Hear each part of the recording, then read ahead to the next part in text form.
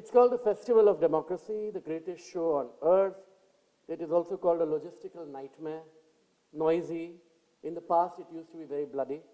It's colorful, and it's also witty. And there's never a dull moment. These are the Indian elections. Each time India votes, it sets a world record, because each time it is the largest number of voters. Each time it's also the largest number of young voters who go out to vote. There are different narratives this time, three prominent ones. One is dynasty and therefore continuity. The other is governance and therefore development. And the third is no to communalism, no to corruption, no to conflict, and yes to a kind of a swagger whose meaning we don't yet know. And there is the missing incumbent. I mean, the interesting thing I found in the Time magazine poll a couple of days ago about who's the most important politician or person in the world was that it was pretty much about Arvind Kejriwal of Aam Aadmi Party on one hand and Narendra Modi of the Bharatiya Janata Party on the other hand, as though Congress didn't matter in the elections at all. It was a very expensive election this time, 5,000 crore rupees, which my math tells me is about 833 million US dollars. And the others were not spending by money, and this is the amount that the Bharatiya Janata Party is spending on its campaign. The others are spending elsewhere on things like laptops and so on. The Chief Election Commission is trying very hard to keep everything within bounds, blowing whistles all the time for hate speech, for violations of codes and so on. Today, there have been 2 FIRs filed against Narendra Modi, for example, for violating laws. We'll see where that goes.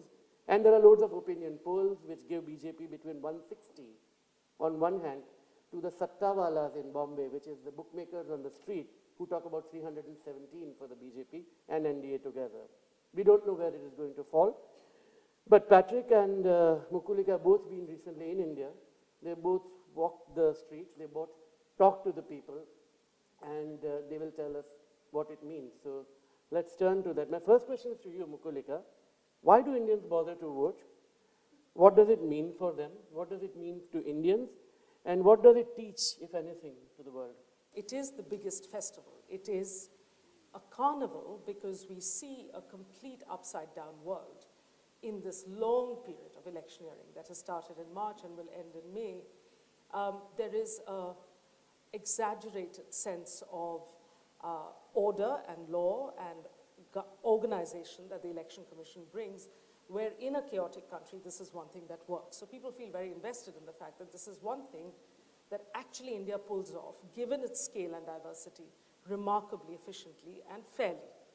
Secondly, it is a very important expression of citizenship for people. So they're saying this is our duty to vote because it's a very fundamental right, and exercising this fundamental right is an important duty. Most enthusiasm for voting in India has so far, and we've got to look at the 2014 figures to see if that changes, but so far, it's the poorer demographic that votes more than urban middle classes, say for instance in big cities. The small town voters are also enthusiastic.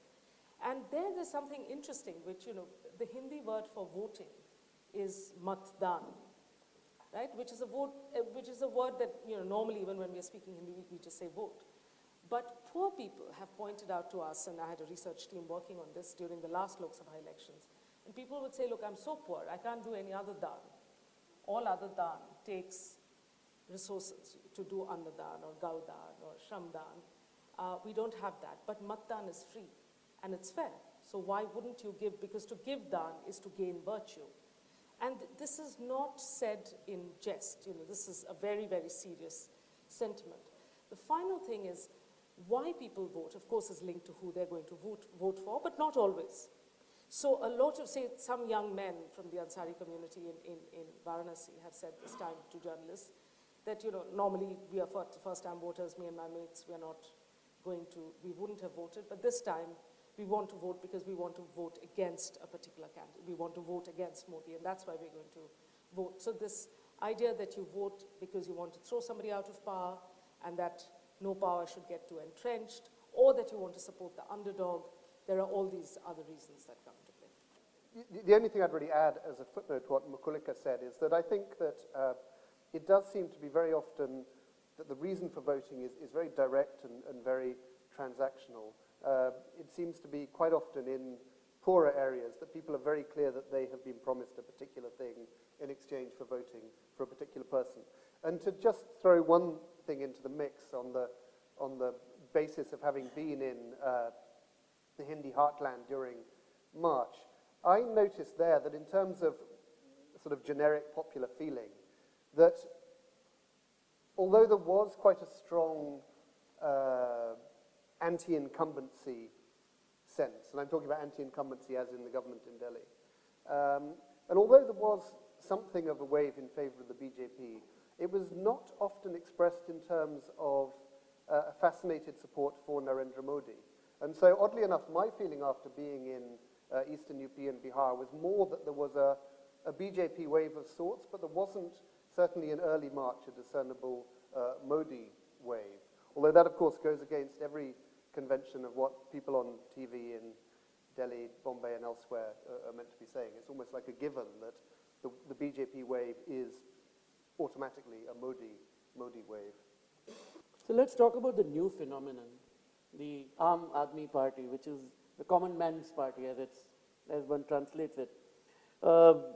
It's come out of the anti-corruption movement. Is it a long-term phenomenon? If it gets only 10 seats, will it survive? Who are they for? I mean, we know that they were initially against corruption and scams. Lately, they've also been against communal violence, if that's the way one can characterize their opposition to the BJP. But at the same time, the party is truly astonishingly breathtaking in the kind of people it has attracted. On one hand, the chair of the Royal Bank of Scotland in India. On the other, a woman against whom there's a sedition charge. On one hand, a mother whose son died in the Kargil war. On the other hand, an anti-nuclear activist who wants peace with Pakistan. A chief financial officer of Infosys versus an anti-dam activist. So is it so broad that there's no depth? As they have been saying repeatedly, the Aam Aadmi Party, that it doesn't really matter. At no point does anyone in any of the 400 candidates think they're going to form the government, right? But as they keep saying, any parliament needs a sensible opposition. It's something that we don't talk about enough, actually, in our hysteria of who's going to win. It's actually just as important to talk about who's going to form the opposition and hold the government to account. What is fascinating about this political party is that what we see unfolding is how India, that's had a real rich plethora of social movements which have done fantastic work. You know, anti-nuclear stuff or environmental stuff or women's rights have all remained local, vociferous, sometimes even successful, but invisible on the national stage. And one of the things the Aam Aadmi Party was trying to do was bring these people together into electoral politics. So in a sense, the rainbow is exactly what they intended. And this thing that, oh, how can you have a banker and how can you have a Narmada Bachao Andolan person, you know, is asking the question, can we ask the same question of the BJP or the Congress?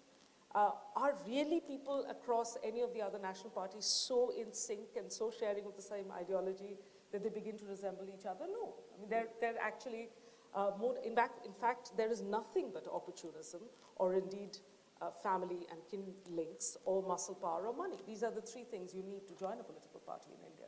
One of the great insights in Patrick's book, India, India, a Portrait, was exactly that if you were young and wanted to join politics, the only way you could be a parliamentary candidate, and I'm paraphrasing, I could be wrong, Patrick, you can correct me, the only way you could be a candidate is if you had some genetic connection with somebody who was already a parliamentarian. If you're an MP under 30 or something of that sort, the only way you were where you were was because of your father or mother or close family connection. And it was almost a one-to-one, I mean, it was a perfect correlation. It was that bad, in a sense, there was causality involved. It was not a random correlation. In that kind of a context, and given the way the other parties are, and dynasty is not a problem only with the Congress. I mean, BJP has Varun Gandhi, it has Rajnath Singh's son, it was Yashwant Sinha's son, the Scindia daughters.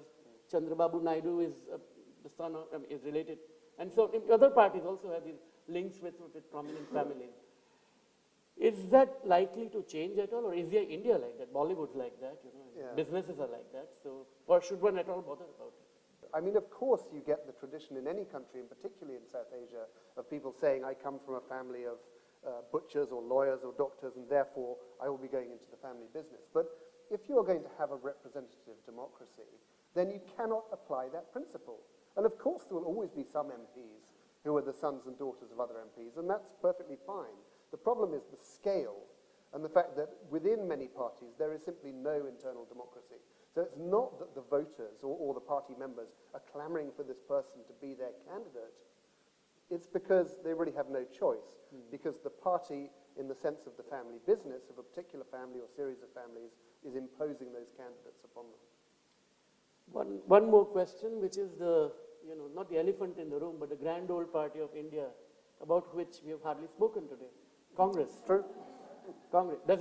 Is it really the beginning of the end or the end of the beginning? Or?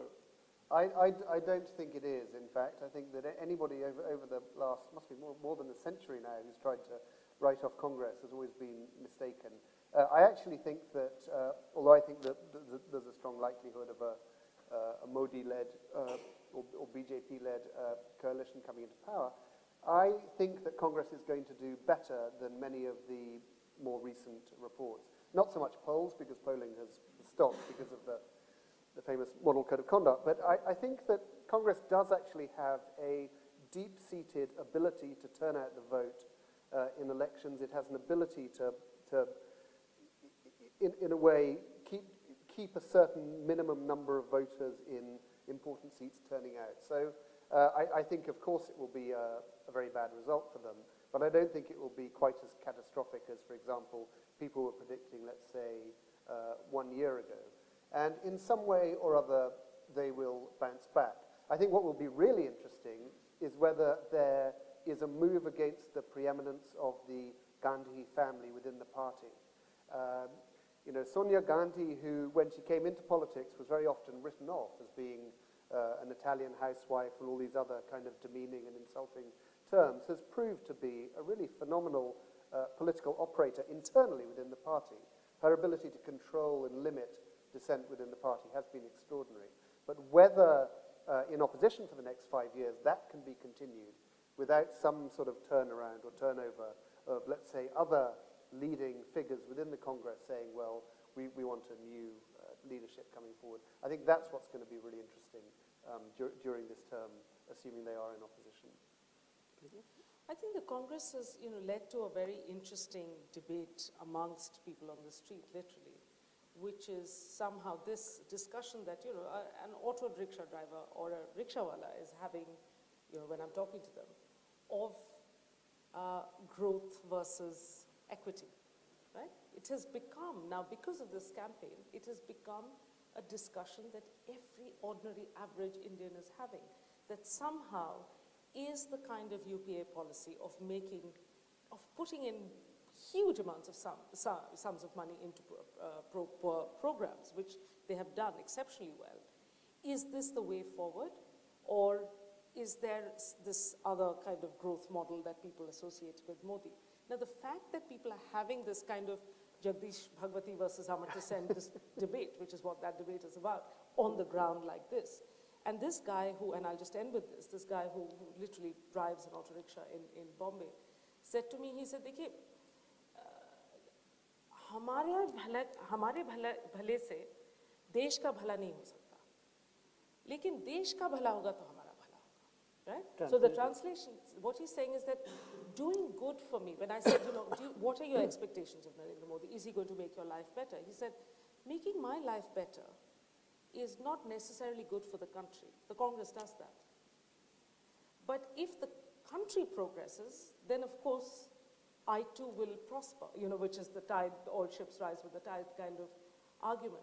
Now, the fact that this discussion is happening on the streets of India, I think is something that the UPA has contributed